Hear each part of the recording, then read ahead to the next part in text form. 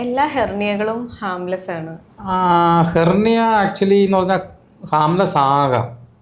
അത് ഒരിക്കലും നമുക്ക് നേരത്തെ പ്രെഡിക്റ്റ് ചെയ്യാൻ പറ്റത്തില്ല. ഇപ്പോൾ ഒരാൾക്ക് ഹെർണിയ, പ്രത്യേകിച്ച് നമ്മൾ ഹെർണിയ എന്ന് പൊതുവേ പറയുന്നത് നമ്മുടെ തുടയിടുക്കിലുണ്ടാകുന്ന ഹെർണിയാണ്. അപ്പോൾ ഈ ഹെർണിയ എന്ന് പറഞ്ഞാൽ ഉദരാശയ ഭിത്തിയിലുള്ള ഏതെങ്കിലും വിള്ളലിലൂടെ കുടലോ അനുബന്ധ ഭാഗങ്ങളോ മറ്റ് ഭാഗത്തേക്ക്, ഒന്നുകിൽ നെഞ്ചിനകത്തോട്ടേക്കാകാം, അല്ലെങ്കിൽ വയറ്റിന് പുറത്തേക്കാകാം, അല്ലെങ്കിൽ തുടയിടുക്കിലോട്ടാകാം. അപ്പം ഉദരാശയ ഭിത്തിയിൽ നിൽക്കേണ്ടുന്ന ഭാഗങ്ങൾ ഒരു വിള്ളലിലൂടെ പുറത്തു പോകുന്നതിനെയാണ് ഈ ഹെർണിയ എന്ന് പറയുന്നത്. അതൊരിക്കലും ചികിത്സിക്കരുതെന്ന് പറഞ്ഞുകൂടാ.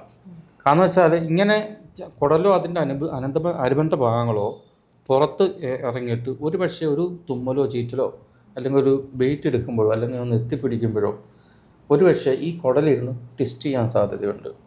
അതുകൊണ്ട് തന്നെയാണ് നമ്മൾ ഹെർണിയ കണ്ടാൽ സാധാരണ ഒരു സിംറ്റംസ് ഇല്ലെങ്കിൽ തന്നെയും ചികിത്സിക്കുക എന്ന് പറയുന്നത്.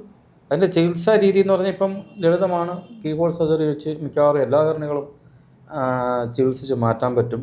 പക്ഷേ അതിന് ചെയ്യുന്ന നമ്മളൊരു വല അല്ലെങ്കിൽ മെഷ് അവിടെ സ്ഥാപിക്കുകയും അത് വീണ്ടും പുറത്തേക്ക് പോകാതിരിക്കാനായിട്ട് നമ്മൾ ചില നടപടിക്രമങ്ങൾ അവിടെ ഉണ്ടാക്കുകയും ചെയ്യുകയാണ് ചെയ്യുന്നത്.